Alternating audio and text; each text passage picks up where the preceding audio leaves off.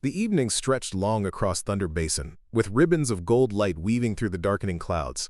Elijah Harper stood on his weathered porch, one boot propped against the railing, his gaze sweeping over fields gone dry from 3 months without proper rain. Behind him, the ranch house, once his grandfather's pride, stood quiet but for the occasional creak of settling wood, a place that had known better days, just like its owner. Before we jump back in, tell us where you're tuning in from, and if this story touches you, make sure you're subscribed, because tomorrow I've saved something extra special for you. The dust-covered pickup rumbled along the dirt road, its engine straining against the hill that led to the Harper homestead. Elijah squinted, not expecting visitors, especially not with storm clouds gathering on the horizon. The truck's headlights cut through the growing twilight, illuminating swirls of dust as it lurched to a stop in the yard. For a moment, nothing happened. Then the driver's door swung open, and a woman stepped out. She wore a blue dress with delicate flowers printed across the fabric, now smudged with dirt and torn at the hem. Her dark hair fell in waves around her shoulders, and her eyes, even from a distance, held a mixture of determination and desperation that Elijah recognized all too well. "You lost?" he called, not moving from his position on the porch. She didn't answer immediately. Instead, she moved to the back of the pickup and lowered the tailgate. Only then did Elijah notice the small, trembling form huddled under a blanket in the truck bed. "Not lost," she finally responded, her voice steady, despite the exhaustion etched into her face. "Looking for help." Elijah straightened, curiosity getting the better of him. He walked down the porch steps, boots crunching on the gravel. As he approached, he saw what lay in the truck bed. A calf, no more than a few weeks old, its breathing shallow and labored. "Sick?" he asked, though the answer was obvious. The woman nodded. "Pneumonia, I think. Found her abandoned by the side of the road about 20 miles back." Elijah studied her face. City hands, he thought, noting her slender fingers and the absence of the calluses that marked his own. But her eyes held something else, a stubborn resilience that seemed at odds with her torn dress and city-soft hands. "There's a vet in Willow Creek," he said, "another 30 miles west." "I know," she replied. "My truck won't make it. Radiator's been hissing steam for the last 5 miles. As if on cue, a wisp of vapor escaped from under the hood, punctuating her statement. Elijah ran a hand through his hair.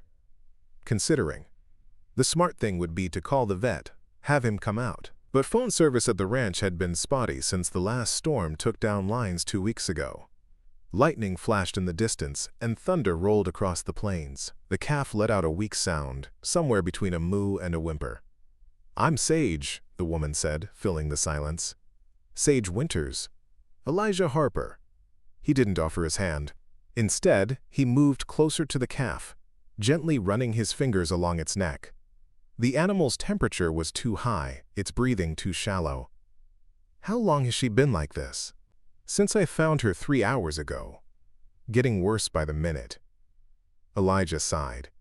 He looked from the calf to the woman, Sage, and then to the gathering storm. "Bring her inside," he said finally. "I've got some antibiotics that might help." Relief flooded her face. "Thank you."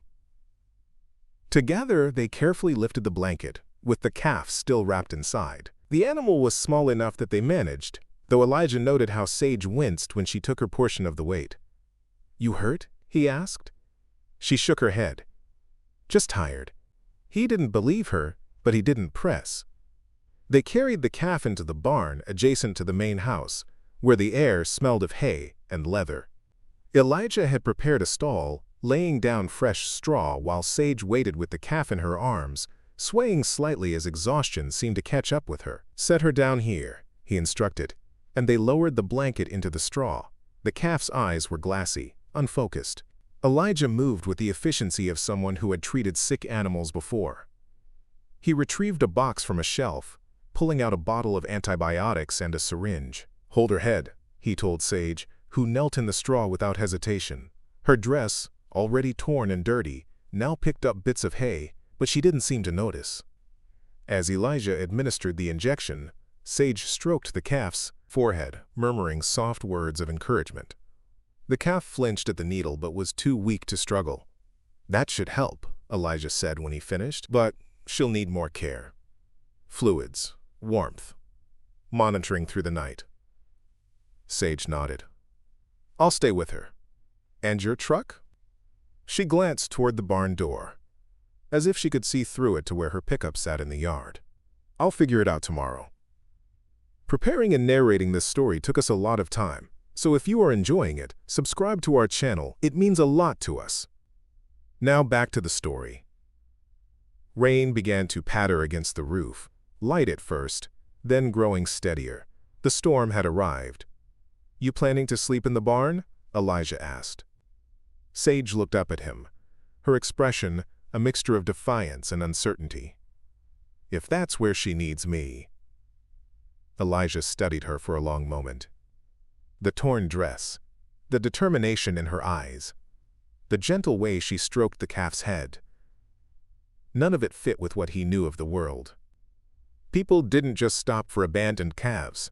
They didn't drive them 20 miles in failing trucks. They didn't show up at strangers' ranches asking for nothing but help for an animal that wasn't even theirs. There's a guest room in the house, he said finally. You can use it tonight. We'll check on the calf every couple hours.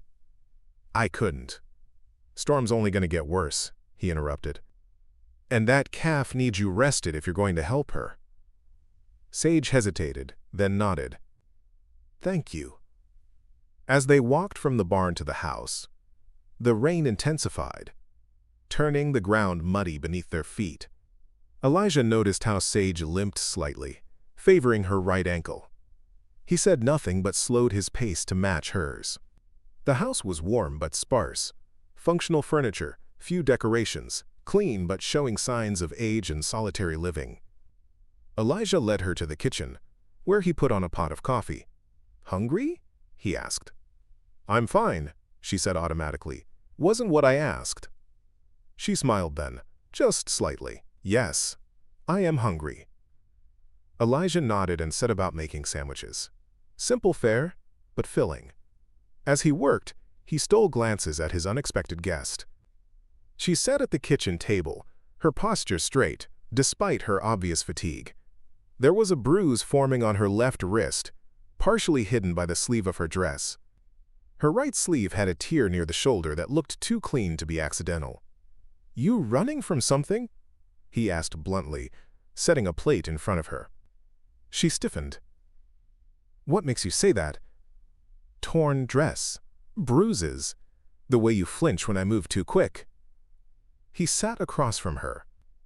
Plus, most people don't end up on back roads with sick calves and broken-down trucks unless they're trying to avoid the main highway. Sage looked down at her sandwich, then back up at him. I'm not a criminal, if that's what you're asking. Wasn't. She took a bite of her sandwich, chewed slowly. I left a bad situation, she said finally. The calf was unexpected, but I couldn't just leave her there. Elijah nodded, accepting this partial truth for now. The dress. You got others? Sage flushed slightly. In my bag. In the truck. I'll get it after we eat. They finished their meal in silence. The rain drummed against the roof and windows, occasional thunder punctuating the steady rhythm. When they were done, Elijah stood. Stay here, he said. I'll check on the calf and get your things. Before she could protest, he was gone, out into the rain. Sage sat alone in the kitchen, looking around at the simple, masculine space. There were few personal touches. A faded photograph on the refrigerator of a younger Elijah with an older man, presumably his father, a shelf with a few worn books, a calendar on the wall with appointments marked in neat, precise handwriting. Elijah returned 15 minutes later, soaked but carrying her duffel bag. Water dripped from his hair onto the kitchen floor. Calf's resting, he reported. Breathing still shallow, but the medicine seems to be helping. Thank you, Sage said, taking the bag from him. For everything. He shrugged. Bathrooms down the hall. Guest room's the second door on the right. There are clean towels in the cabinet. Sage nodded and stood, wincing slightly as she put weight on her right ankle. You should wrap that. Elijah said, nodding toward her ankle. It's nothing. Suit yourself. But there's bandages in the bathroom if you change your mind. She hesitated, then asked, Why are you helping me? You don't know me. Elijah considered this for a moment. Same reason you helped that calf, I expect. This seemed to satisfy her. She nodded and headed down the hall, her limp more pronounced now that she wasn't trying to hide it. Elijah cleaned up the kitchen, his movements methodical and efficient. When he finished, he checked the time. Just past 10 p.m. The storm outside had intensified. Rain lashing against the windows, wind howling around the corners of the house. He made his way to the guest room and knocked lightly on the door. We should check on the calf in about an hour, he said through the door. I'll be ready, came Sage's reply. Elijah retreated to his own room, changed into dry clothes, and stretched out on his bed. He didn't expect to sleep. There was something unsettling about having a stranger in his house, even one who seemed as harmless as Sage Winters.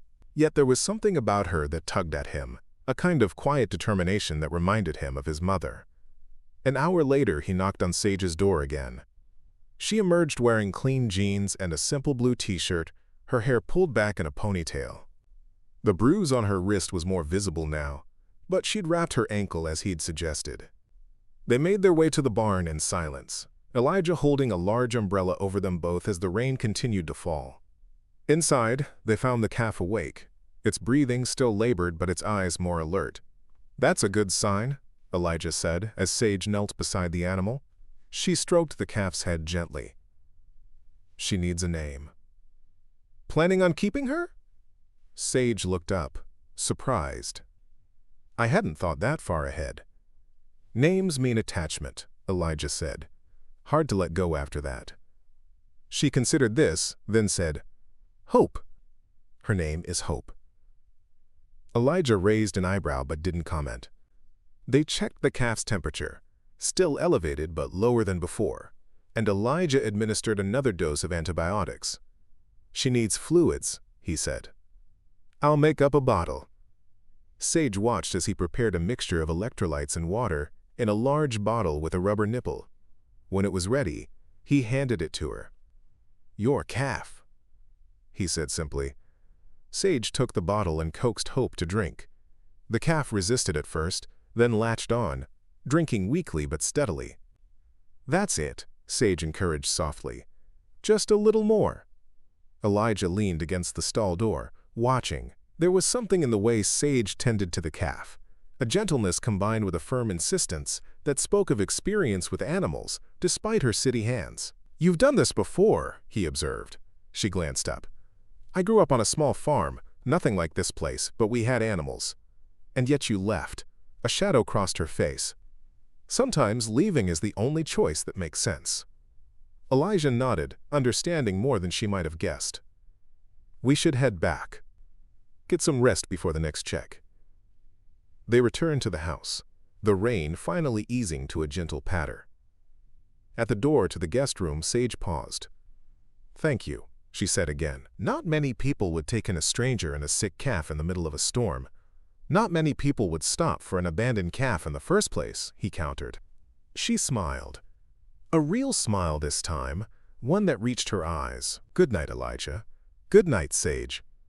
The next morning dawned clear and cool, the storm having washed the world clean.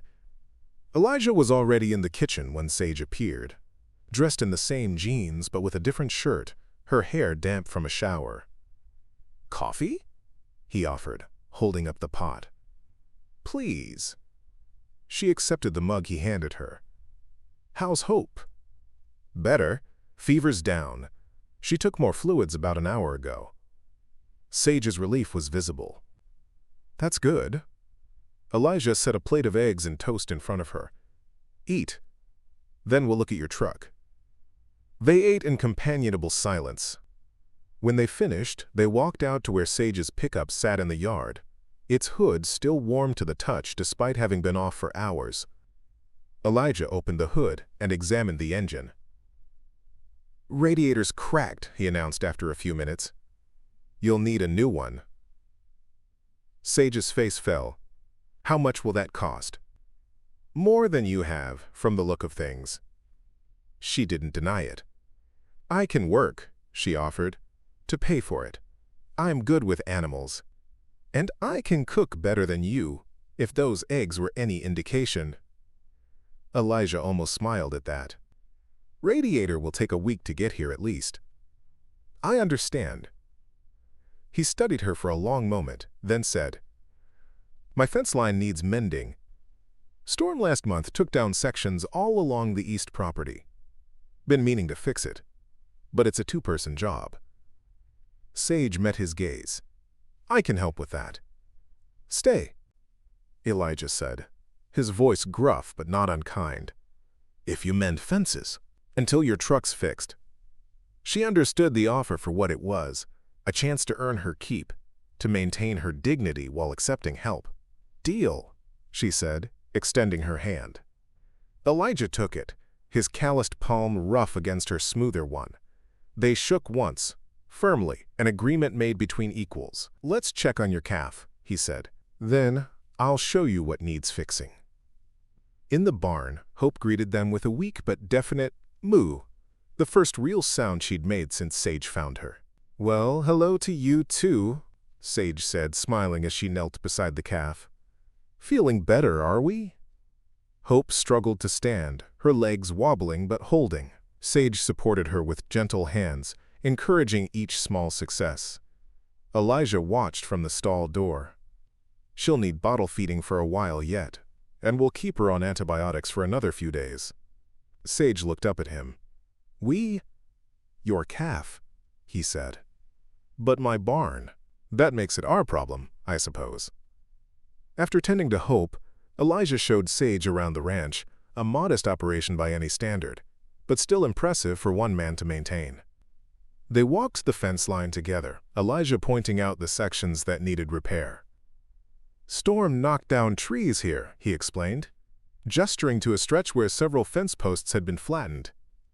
And the creek flooded over there, washed out the ground under those posts.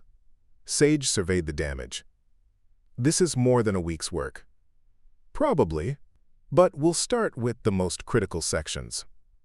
They spent the day gathering tools and materials, loading them onto Elijah's truck. He was surprised by Sage's knowledge. She knew the difference between various types of wire, understood the importance of proper post depth, and didn't flinch at the prospect of hard labor. Where'd you learn all this? He asked as they loaded the last of the fence posts. She hesitated only briefly. My father taught me, before he died. And after that? After that, I was on my own. There was more to the story. Elijah could sense it, but he didn't press. Everyone had pieces of themselves they preferred to keep hidden. He understood that better than most. That evening, after checking on Hope again, they sat on the porch, watching the sunset paint the sky in shades of pink and gold. Elijah had offered Sage a beer, which she'd accepted with a small nod of thanks. Your ranch, she said after a while. It's beautiful. It's seen better days. Haven't we all? He glanced at her, noting how the bruise on her wrist had darkened. Want to talk about it? He asked. Sage took a long pull from her beer before answering. Not much to tell. I married young, made a mistake, tried to fix it. Failed. Finally left. He hurt you. It wasn't a question, but she answered anyway. Yes. Recently? She touched her wrist unconsciously. 2 days ago. That's when I left. For good this time. Elijah nodded, his jaw tightening. He looking for you? Probably. But he won't think to look here. Thunder Basin isn't exactly on the map. Good. They fell silent again, the twilight deepening around them. A coyote called in the distance, its haunting cry echoing across the open land. What about you? Sage asked eventually. Always been alone out here? Elijah took a moment before answering. It was my grandfather's place originally. Then my father's. Now mine. No wife? Children? There was someone, once. His voice was flat, emotionless. Didn't work out. Sage didn't push for more. They finished their beers in silence, each lost in their own thoughts. That night, checking on Hope one last time before bed, Sage found Elijah already in the barn, sitting on a bale of hay, watching the calf sleep. She's going to make it, he said as Sage approached. Thanks to you." He shook his head. "Thanks to you. You're the one who stopped for her." Sage sat beside him on the hay bale, careful to maintain a respectful distance. "I couldn't just leave her there," she said softly. "She was so small, so helpless, looking at me like she was asking for help. Some would say it's just a calf, not worth the trouble. Some would be wrong." Elijah looked at her then, really looked at her. In the dim light of the barn, with her hair falling loose around her shoulders and her eyes reflecting the soft glow of the lantern, she seemed both vulnerable and strong, a contradiction he couldn't quite reconcile. "Tomorrow we start on the fence," he said finally, standing. "It's hard work." Sage stood as well. "I'm not afraid of hard work." "No," he agreed. "I don't suppose you are." They walked back to the house together, the night sky above them ablaze with stars. At the door to the guest room, Sage paused. "Elijah," she said hesitantly, "I want you to know that I'll earn my keep here. I won't be a burden." "Never thought you would be." She nodded, relieved. "Good night, then." "Good night, Sage."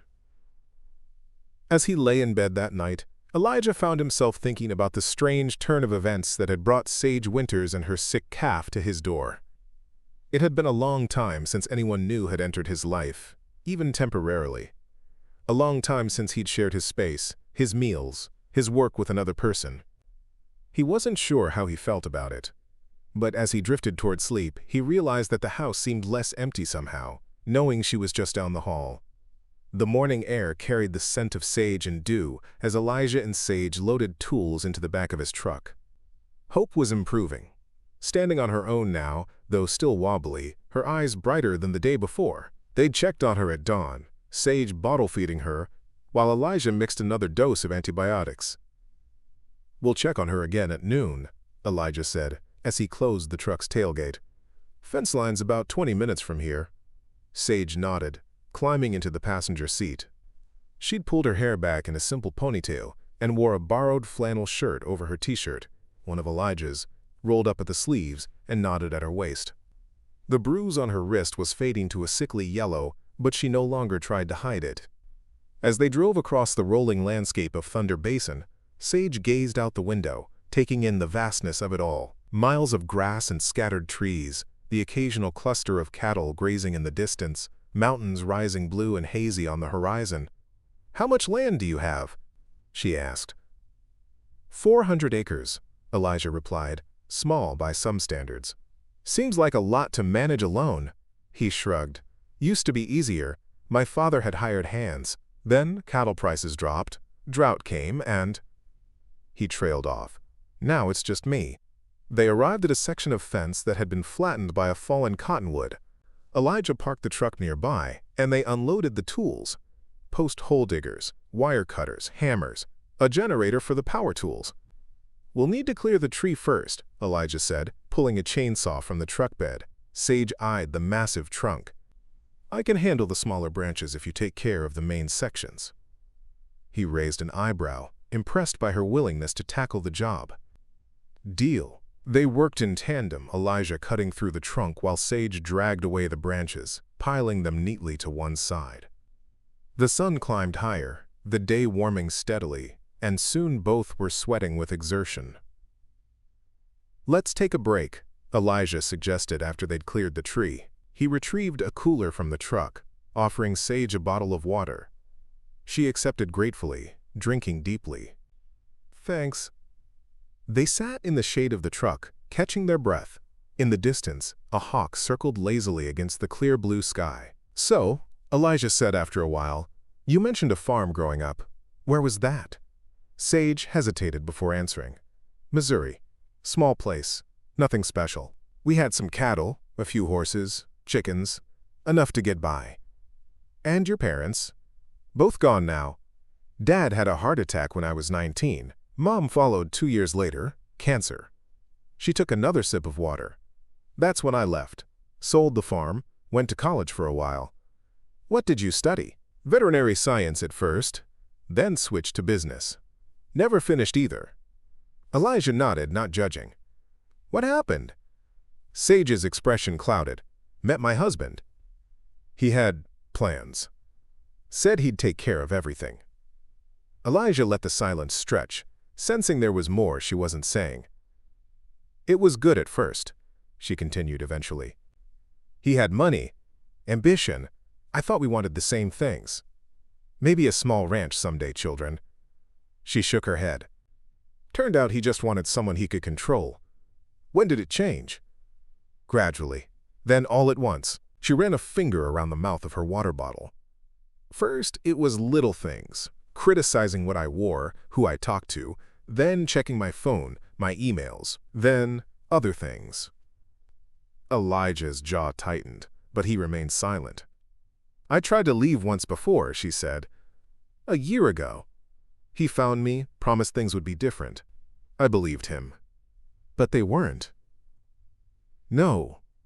She looked up, meeting his gaze directly. 2 days ago, he threw me against a wall because I'd spoken to our neighbor without his permission. That's when I knew it was never going to stop. So I waited until he left for work, packed what I could fit in my truck, and drove. Elijah absorbed this, his expression unreadable. And now? Now I keep driving. Once my truck is fixed. She stood, brushing dust from her jeans. We should get back to work. They resumed their labor, digging post holes where the fence had been damaged. It was hard work, the ground still damp from the recent rain but heavy with clay. Sage matched Elijah's pace, never complaining even when blisters formed on her palms. By mid-afternoon, they had set 6 new posts and were starting to stretch wire between them. Sage held the wire taut while Elijah secured it to the posts. You're good at this, he observed. Told you I could mend fences. He almost smiled. So you did. They worked until the sun began its descent, casting long shadows across the land. Both were exhausted, muscles aching from the unaccustomed labor, but there was satisfaction in seeing the repaired section of fence standing straight and strong. As they loaded tools back into the truck, Elijah said, You did good work today. Coming from him, Sage understood it was high praise indeed. Thanks. On the drive back to the ranch, they stopped to check a water tank for a group of cattle grazing nearby. Elijah climbed out of the truck and walked to the tank, checking the float valve that controlled the water level. Everything okay? Sage asked, joining him. Fine for now. But the pump's been acting up. Another thing that needs fixing. She looked around at the peaceful scene. Cattle grazing contentedly, the sun setting behind the mountains, turning the sky to fire. It's beautiful here, she said softly. Elijah followed her gaze. Has its moments. Back at the ranch, they went straight to the barn to check on Hope. The calf greeted them with more energy than she'd shown so far, attempting a little hop when she saw Sage approaching. Well, look at you, Sage laughed, kneeling beside her. Feeling better, aren't you? Hope nudged Sage's hand, looking for food. Elijah prepared a bottle while Sage checked the calf's temperature. Normal, she announced. I think the fever's broken. Elijah handed her the bottle, and they watched as Hope drank eagerly, strength returning to her small body. She'll need a proper pen soon, Elijah said. Room to move around. I can build one tomorrow, Sage offered. After we finish the fence section we started today. He studied her for a moment. You're planning to stay then? For a while at least? She met his gaze. If that's still okay. Stay, he repeated, if you mend fences. That evening, after showering away the day's dirt and sweat, they sat in the kitchen while Sage prepared dinner. She'd insisted on cooking, claiming that Elijah's culinary skills left much to be desired. He hadn't argued. Where did you learn to cook? He asked, watching as she moved confidently around the kitchen, preparing a simple but appetizing meal of chicken, vegetables, and rice. My mother, mostly. She believed everyone should know how to feed themselves properly. Sage stirred the vegetables in the pan. What about you? Who taught you about ranching? My grandfather. Then my father. Been around cattle my whole life. Do you enjoy it? Elijah considered the question. Never really thought about enjoying it. It's just what I do. Sage glanced at him. That's not an answer. Yes, he said after a moment. When things are going well. When the cattle are healthy. When the land is good to them. When I can see something growing from my work? Yes, I enjoy it then.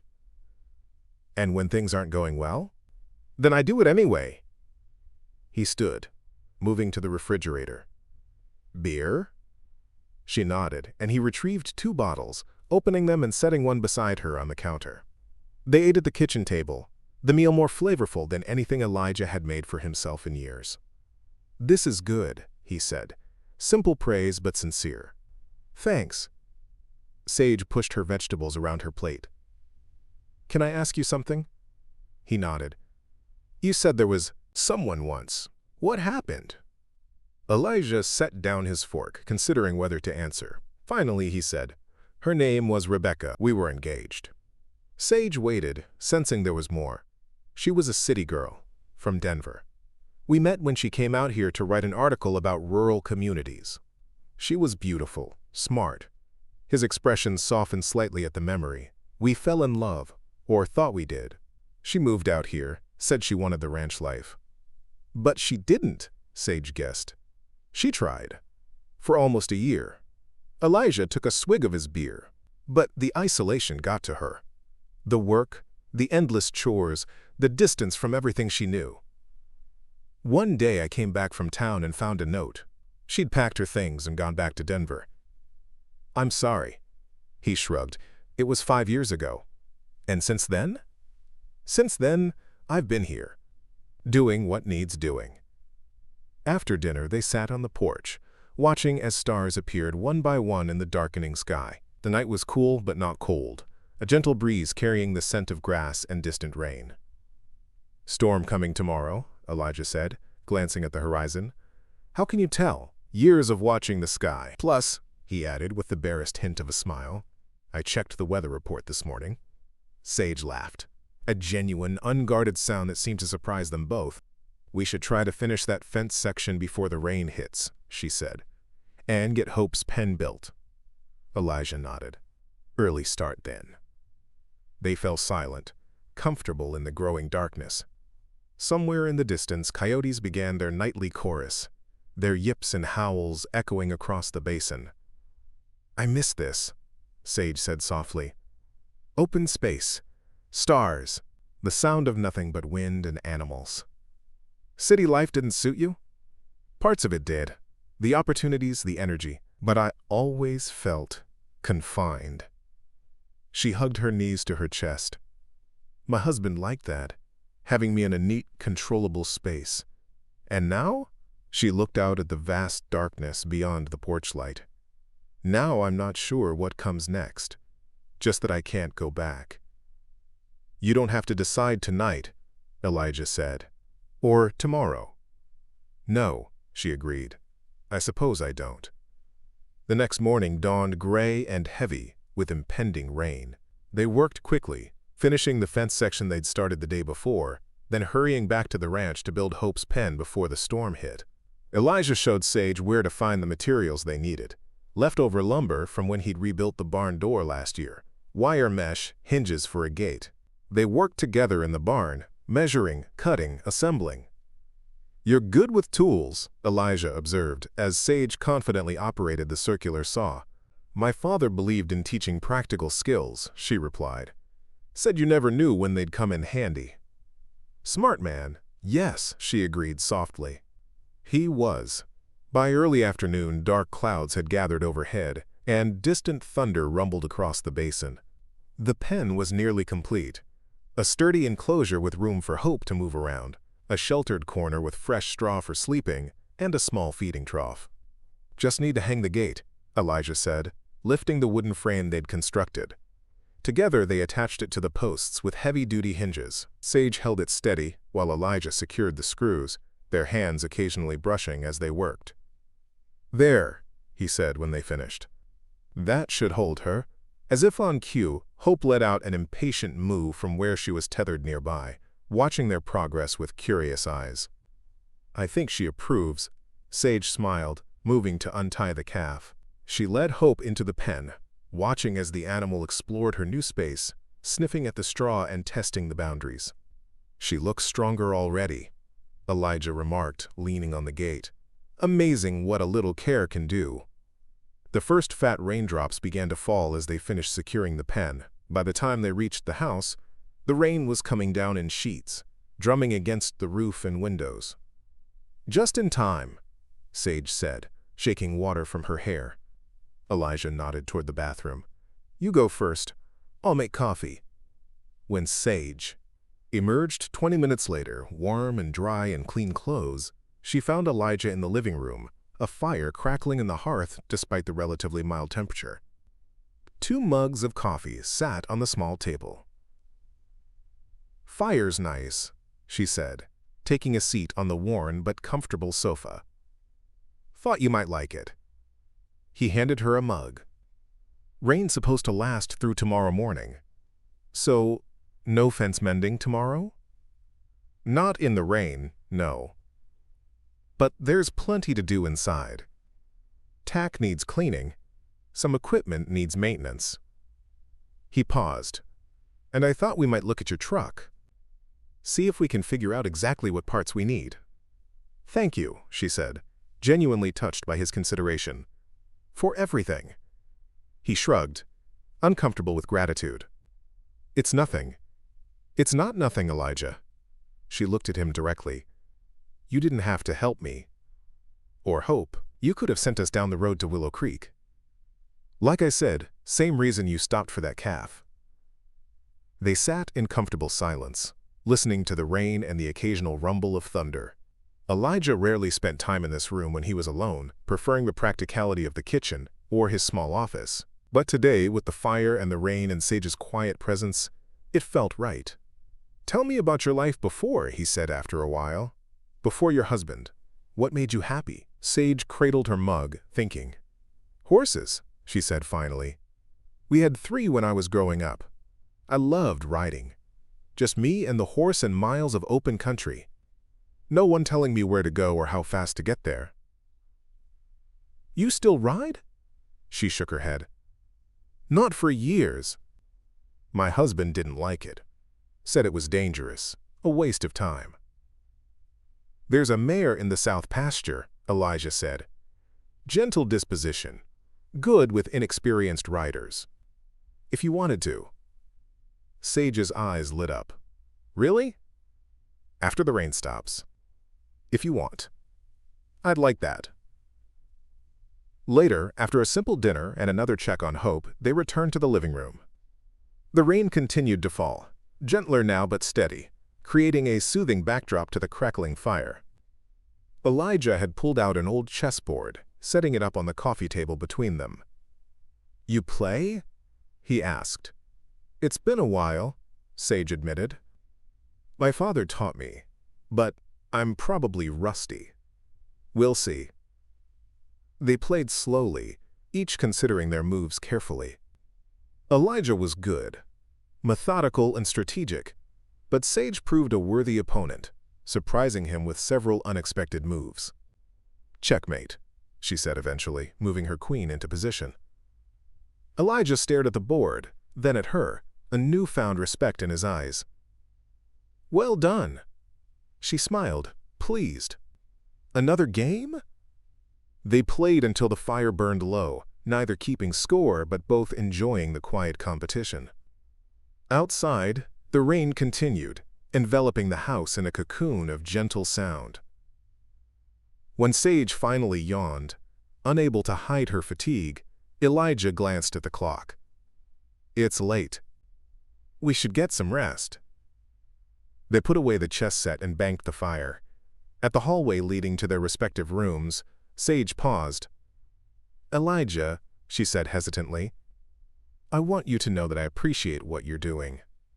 Giving me time, space to figure things out." He looked at her, his expression softening slightly. "Everyone deserves that much.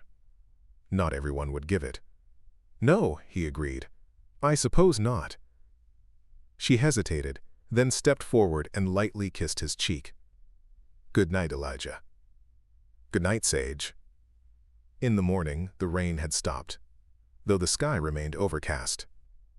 They checked on Hope first thing, finding the calf content in her new pen, eagerly accepting the bottles Sage offered. "Her appetite's improving," Sage noted. "That's a good sign." Elijah nodded. "She's young, resilient." After breakfast, they spent the morning in the barn, Elijah showing Sage how to clean and condition the leather tack, saddles, bridles, harnesses that hung on the walls. "This is beautiful work," Sage commented, running her fingers over the tooled design on a western saddle. "Did you do this?" "My father," Elijah replied. "He had a talent for it." As they worked, Elijah told her stories of the ranch, how his grandfather had built it from nothing after returning from World War II, how his father had expanded it during the good years, how the drought of the last decade had forced them to sell off much of their herd. "It's been hard," he admitted, "keeping it going. Sometimes I wonder if it's worth it." "But you stay," Sage observed. "It's home," he said, simply, "has been for 3 generations." By afternoon, the clouds had begun to break up, patches of blue appearing overhead. As promised, Elijah led Sage to the south pasture where several horses grazed. "That's Willow," he said, pointing to a dapple gray mare. "The one I mentioned." Sage approached slowly, speaking softly to the horse. Willow lifted her head, ears forward with interest. She allowed Sage to stroke her neck, then her nose, the two getting acquainted. "She's beautiful," Sage murmured. "Want to ride?" Sage's smile was answer enough. They returned to the barn for a saddle and bridle. Then Elijah helped her tack up Willow, his hands sure and efficient. "It's been a while," Sage reminded him as she prepared to mount. "Like riding a bike," he assured her. "It'll come back to you." And it did. Once in the saddle, Sage's body remembered what her mind had forgotten: the proper posture, the way to hold the reins, how to move with the horse rather than against it. She started slowly, walking Willow in a wide circle, then gradually increasing to a trot. Elijah watched from the fence, noting how natural she looked on horseback, how her tension seemed to melt away with each stride of the horse beneath her. "Want to go farther?"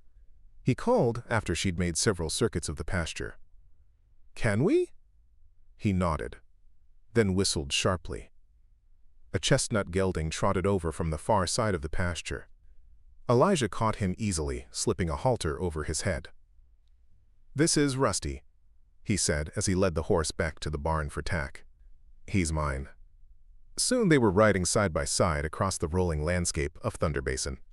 Elijah showed Sage his favorite places: a hidden pond surrounded by cottonwoods, a ridge that offered views all the way to the distant mountains, a stand of old-growth trees that had somehow survived decades of harsh weather. "This is amazing," Sage said as they paused on the ridge, looking out over the vast expanse of land. "I'd forgotten what it feels like." "Freedom," Elijah suggested. "Yes." She turned to him, her face alight with genuine joy. "Exactly that." They rode for hours, until the sun began to sink toward the horizon. As they made their way back to the ranch, Sage said, "Thank you for today. It's been healing."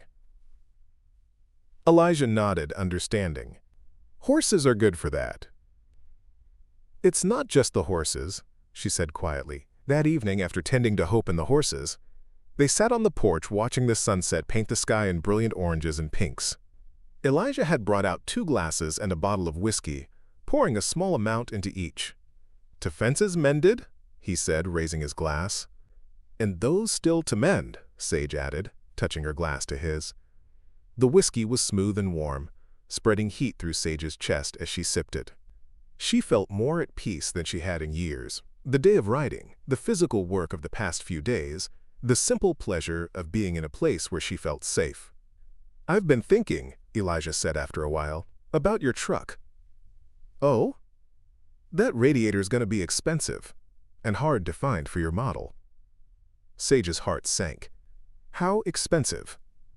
"More than you should spend on that old truck." He took another sip of whiskey.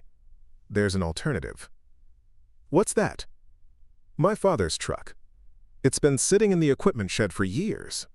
Needs work, but the bones are good. Better than what you've got now.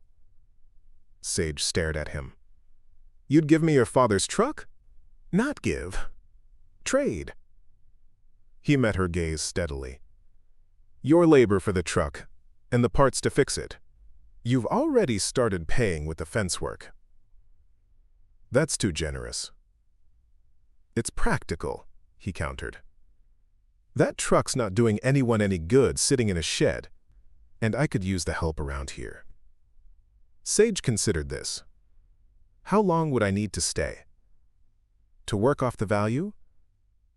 Rest of the summer at least. Maybe into fall. He looked out at the darkening land. If you wanted to. And hope?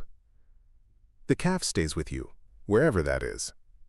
Sage was quiet for a long moment, weighing her options, considering what this offer really meant. I'd need to be sure he can't find me, she said finally. My husband. This place doesn't exist on most maps, Elijah reminded her, and I've got friends in the sheriff's office who don't ask unnecessary questions. She nodded slowly. Then yes, I accept your offer. Elijah raised his glass again. To new beginnings, then. New beginnings, she echoed, feeling for the first time in years that such a thing might actually be possible. As they sat in companionable silence, watching the first stars appear in the darkening sky, Sage realized that she was no longer counting the hours, no longer planning her escape. For the moment, at least, she was simply here, present in this place, with this man who asked nothing of her except honest work and respect for the land he loved. And it was enough. Days stretched into weeks at Thunder Basin Ranch, each one falling into a rhythm that felt increasingly natural. Mornings began before dawn, with Sage and Elijah sharing coffee in comfortable silence before heading out to their respective tasks. Hope was thriving now, growing stronger each day, her coat glossy and her eyes bright with curiosity about the world. She's going to need to join the herd soon, Elijah remarked one morning as they watched the calf prance around her pen, full of energy and life. She needs to learn how to be a cow. Sage leaned against the fence. I know, I just worry about her. She's still so small. We'll introduce her gradually, let her get used to the others while still having her own safe space. The we no longer felt strange or temporary. After 3 weeks at the ranch, Sage had carved out her own place, not as a guest, but as someone who belonged. Her contributions were real and valued. She'd helped repair nearly half the damaged fence line, taken over most of the cooking duties, and learned the daily routines of ranch life with a natural aptitude that impressed even Elijah. True to his word, he'd shown her his father's truck, a 1972 Ford F-100, solid beneath a layer of dust and neglect. Together, they'd begun the process of restoration, ordering parts, cleaning decades of grime from the engine, replacing rusted sections of the body. She's going to be beautiful when we're done, Sage said, running her hand along the truck's faded blue hood. Does she have a name? My father called her Bonnie, Elijah replied, a rare smile tugging at his lips. Said she was a loyal companion on many adventures. Bonnie it is, then. Working on the truck became their evening ritual, after the day's chores were complete. Sometimes they worked in comfortable silence. Other times they talked, sharing pieces of their lives, building trust one story at a time. Sage learned that Elijah had studied agriculture at Colorado State before returning to take over the ranch when his father's health began to fail. That he'd once dreamed of expanding the operation, adding organic crops and farm-to-table beef sales. That the drought had derailed those plans, forcing him to focus simply on survival. Do you still think about it? She asked one evening as they replaced Bonnie's brake lines. Your original vision for the place? Elijah was quiet for a moment. Sometimes. When the rains are good and the cattle are healthy. When I let myself think beyond the next crisis. You should, Sage said. Dream, I mean. The land has potential. He glanced at her. You see it too? I do. She wiped her hands on a rag. The north pasture could easily support vegetable crops with proper irrigation. And I've been reading about regenerative grazing techniques that could improve your soil quality. Elijah raised an eyebrow. Been doing your homework. She shrugged, suddenly self-conscious. I found some books in your office. Hope you don't mind. I don't. He studied her for a moment. You have good instincts for this life. The compliment warmed her more than she wanted to admit. One Sunday morning, after feeding Hope and checking the cattle, Elijah surprised Sage by suggesting they take the day off. There's a farmer's market in Willow Creek, he said over breakfast. Thought you might want to see something besides this place for a change. Sage hesitated. Is it safe? I mean, your husband won't be there, Elijah assured her. And if anyone asks, you're my new ranch hand. Nothing more complicated than that. She nodded, relieved by his understanding. I'd like that. Thank you. The drive to Willow Creek took 40 minutes, the landscape changing subtly as they descended from the higher elevation of Thunder Basin. The town itself was small but charming. A main street lined with brick buildings, a central square where the farmer's market was set up, and a general sense of unhurried peacefulness. As they walked among the stalls, Sage felt a lightness she hadn't experienced in years. No one was watching her every move, judging her interactions, timing her absence. She sampled local honey, admired handcrafted jewelry, and filled a basket with fresh produce, while Elijah greeted acquaintances with brief nods or short conversations. Elijah Harper, as I live and breathe, called an older woman from behind a stall of preserves and pickled vegetables. Didn't expect to see you in town today. Margaret, Elijah greeted her with unusual warmth. How's business? Can't complain. Margaret's gaze shifted to Sage, curious but not intrusive. And who's this? Sage Winters, Elijah said. She's helping me at the ranch for the summer. Margaret's eyes twinkled with unspoken thoughts, but she simply smiled and said, Well, it's about time you got some help up there. Place is too much for one person. That's what I keep telling him, Sage replied, feeling an immediate kinship with the older woman. Smart girl. Margaret selected a jar from her display. Here, try my spicy pickled beans. On the house. As they continued through the market, Sage noticed that most people greeted Elijah with respect, if not always warmth. He was clearly known, if not intimately connected to the community. Everyone knows you, she observed. Small town, he replied. I don't come in often, but my family's been around these parts for generations. They stopped for lunch at a small cafe on the main street, sitting at an outdoor table in the dappled shade of an old oak tree.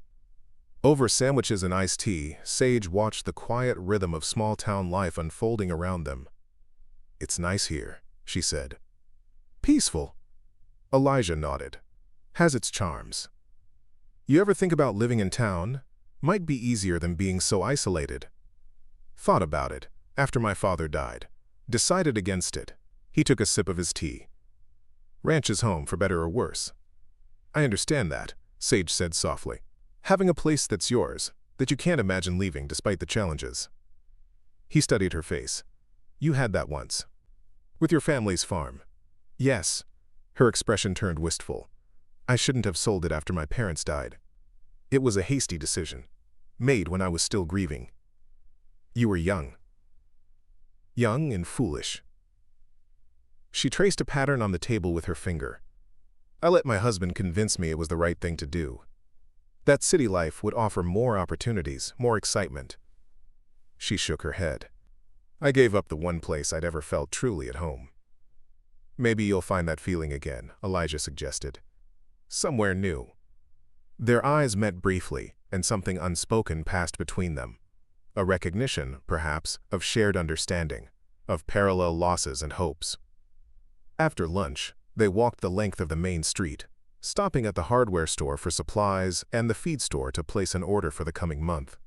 In a small bookshop, Elijah disappeared into the agricultural section, while Sage browsed fiction titles, eventually selecting a worn copy of My Antonia by Willa Cather. Good choice, said the elderly shopkeeper as he rang up her purchase. Not many young people appreciate Cather these days. My mother loved her books, Sage explained. She used to read them aloud on winter evenings. Outside the bookstore, they ran into a tall, broad-shouldered man in a sheriff's uniform. He greeted Elijah with a firm handshake and a genuine smile. "Harper, good to see you in town. Been too long." "Dave," Elijah nodded. "How's Ann and the kids?" "Growing like weeds. You should come by for dinner sometime." Dave's attention shifted to Sage. "And who's this?" "Sage Winters," Elijah said. "She's working at the ranch for the summer." Dave extended his hand. "Dave Holt, county sheriff and Elijah's oldest friend. Welcome to Willow Creek." Sage shook his hand, noting the kindness in his eyes. "Thank you. It's a lovely town." "You staying up at the ranch?" Dave asked conversationally. Before Sage could answer, Elijah said, "Sage is helping me restore my father's truck, among other projects." Something in his tone made Dave glance between them, a question in his eyes that he didn't voice. Instead, he said, "Well, any friend of Elijah's is welcome here. If you need anything, my office is just down the street." After Dave left, Sage asked, "He's the friend in the sheriff's office you mentioned?" Elijah nodded. "Known him since we were kids. He's good people." They made one final stop at the grocery store for supplies that couldn't be found at the farmer's market, then headed back to the ranch. The afternoon was waning, the sun casting long shadows as they drove through the rolling landscape. "Thank you for today," Sage said as they neared home. "It was nice to see the town, meet some of your friends." "Hardly call Dave a friend," Elijah grunted, though his tone lacked conviction. "He cares about you, that was obvious." Elijah was quiet for a moment. "There are good people here, always have been. I just got out of the habit of being around them." "After Rebecca left?" He nodded. "Seemed easier to keep to myself." "Easier," Sage agreed softly, "but lonelier." That evening, after putting away their purchases and checking on Hope, they sat on the porch as had become their custom. The sky was streaked with pink and gold, the air cooling as night approached. "I've been thinking," Sage said, breaking the comfortable silence, "about what comes next." Elijah tensed slightly beside her. "Oh, my work here, to earn Bonnie." She hesitated. "We never really established what that entails specifically." "True enough." He seemed to choose his words carefully. "The fence repairs were a start. But there's more to be done." "What did you have in mind?" Elijah looked out across the land, his expression thoughtful. "The north pasture you mentioned. It has potential for those crops you were talking about. If someone were to help plan it out, get it started." Sage felt a surge of excitement. "Really? You'd want to try that?" "Worth considering." He glanced at her. "If you're interested in taking it on." "I'd need to learn more about irrigation systems, soil testing. Library in town has resources, and I know a few farmers who've done similar projects." "I'd like that," Sage said, unable to keep the enthusiasm from her voice. "Very much." Elijah nodded. "A decision made. Then that's what you'll do, the North Pasture Project, in exchange for Bonnie." They sealed the agreement with a toast, Elijah producing 2 beers from a cooler he'd brought to the porch. As they sat watching the light fade from the sky, Sage felt a sense of purpose she hadn't experienced in years. Not just surviving or escaping, but building something worthwhile. The peace of the moment was shattered by the sound of tires on gravel, a car approaching the ranch house. Elijah was immediately alert, standing to peer into the gathering darkness. "Expecting anyone?" Sage asked, her heart suddenly racing. "No." His voice was tense. "Stay here." But before he could move, the vehicle came into view, a police cruiser with the Willow Creek Sheriff's Department insignia on its door. Dave Holt stepped out, his expression grave. "Evening, Elijah," he called, approaching the porch. "Ms. Winters." "Dave," Elijah acknowledged. "What brings you out here?" Dave glanced at Sage, then back to Elijah. "Got a call this afternoon. Man looking for his wife. Says she took off a few weeks back, might be in this area." Sage felt the blood drain from her face. She gripped the arms of her chair, knuckles white. "That right?" Elijah's voice was carefully neutral. Dave nodded. Described a woman matching Ms. Winter's appearance. Said she might be traveling with a young cow or calf she'd stolen from their property. And you came all the way out here to tell us this? Elijah's tone hardened slightly. Rather than calling, thought it best to discuss in person. Dave's eyes met Sage's. Ma'am, I should inform you that your husband, James Winters, has filed a missing persons report. Says he's concerned for your welfare. Sage found her voice, though it sounded distant to her own ears. I'm not missing. I left. He claims you took property that wasn't yours. The calf, specifically. Hope was abandoned, Sage said firmly. Left to die by the roadside. I found her, saved her. Dave nodded slowly. I see. Has he come to town? Elijah asked, his posture tense. The husband? Not yet. Made the call from Denver, according to the dispatcher. Said he'd be heading this way soon to, quote, collect his wife and property. Sage stood, her legs unsteady. I'm not going back. I can't. Dave held up a hand. No one's saying you have to, ma'am. Just doing my duty to inform you of the situation. Elijah moved closer to Sage, not touching her but positioning himself protectively. Dave, there's more to this than a runaway wife. I figured as much, Dave replied, given that she's here and not anywhere else she might have gone. He hurt her, Elijah said bluntly, repeatedly. Dave's expression darkened. That true, Ms. Winters? Sage nodded, unable to speak past the tightness in her throat. You file any reports? Restraining orders? She shook her head. He's connected. In Denver. I didn't think it would help. It might now, Dave said. Especially if there's evidence. The bruises have faded, Sage said quietly. There's nothing to show anymore. There's your testimony, Elijah countered. And medical records, maybe? A few emergency room visits, she admitted. Always with excuses he made me rehearse. Fell downstairs. Tripped in the garden. Clumsy accidents. Dave nodded grimly. Familiar pattern. He turned to Elijah. You vouching for her? Absolutely. Elijah's voice was firm, unwavering. All right, then. Dave straightened. Decision made. Ms. Winters, I'll need a formal statement from you. And if you're willing to file for a protection order, I can help with that process. Will it keep him away? Sage asked, hope and fear mingling in her voice. It'll give us legal grounds to intervene if he shows up here, Dave explained. Not foolproof, but better than nothing. What about Hope? She asked. Can he take her? Livestock ownership can be complicated, Dave admitted. But if you can prove she was abandoned, and you've been caring for her all this time. He shrugged. I'd say you have a decent case. I have photos, Sage said suddenly. From when I found her. She was half dead, covered in mud, umbilical cord still attached, no mother in sight.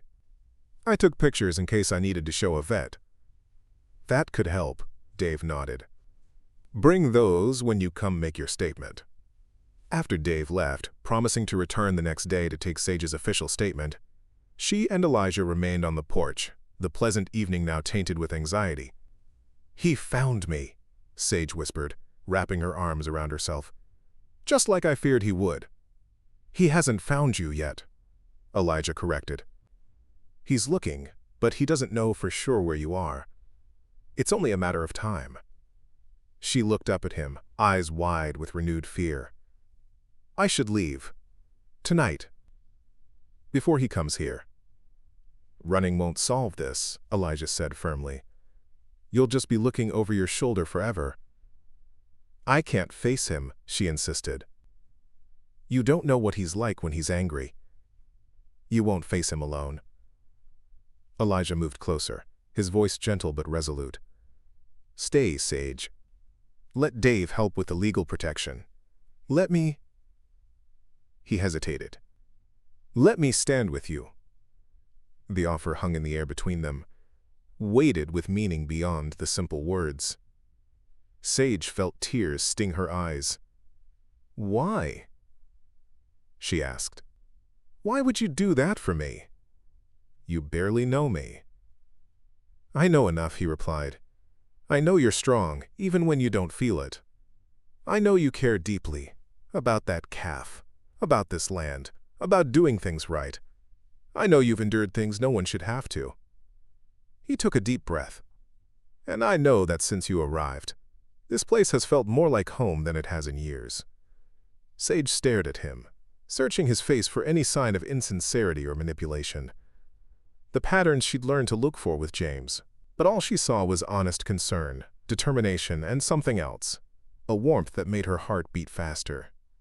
Stay, Elijah repeated, softer now. If you still want to leave after this is resolved, I won't stop you. But don't run now. Not out of fear. Sage thought of hope, growing stronger each day. Of the North Pasture Project they'd just agreed to start. Of Bonnie, slowly coming back to life under their combined efforts. Of the quiet evenings on this porch, where she'd begun to feel safe again. Okay, she said finally. I'll stay. The relief in Elijah's eyes was palpable. He nodded once, then said, We should get some rest. Tomorrow will be challenging. That night, Sage lay awake long after retiring to her room, thoughts churning with worry and uncertainty. The fantasy of disappearing into this peaceful life at Thunder Basin had been just that, a fantasy. Reality had found her, as it always did. Yet something had changed. This time, she wasn't facing her problems alone. This time, she had allies, Dave with his official authority, and Elijah with his quiet strength and unwavering support. And, perhaps most importantly, she herself had changed. The woman who had arrived at Thunder Basin, battered, frightened, running blindly, was not the same woman who now contemplated standing her ground. These weeks of physical labor, of caring for hope, of rebuilding fences both literal and metaphorical, had awakened something in her that had long been dormant. Courage. Self-reliance. The belief that she deserved better than fear and control, disguised as love. Morning came too quickly, the sun streaming through her window as if nothing had changed. But when Sage entered the kitchen, she found Elijah already there, a mug of coffee waiting for her on the table. Didn't sleep much, he observed, taking in the shadows under her eyes. No, she admitted. You? He shook his head. Been thinking about next steps. Which are? First, we meet with Dave. Get that protection order started. He sipped his coffee. Then we prepare. For what? For James to show up anyway. Elijah's expression was grim but determined. Men like him don't respect legal papers. Sage nodded, knowing he was right. What can we do? Make sure you're never alone. Keep the sheriff informed of any suspicious vehicles or calls. And he hesitated. Consider what you want long-term, beyond just escaping him. What do you mean? Divorce, Elijah said bluntly. Permanent legal separation, new identification maybe. The thought was simultaneously terrifying and liberating. He won't make it easy. No, Elijah agreed.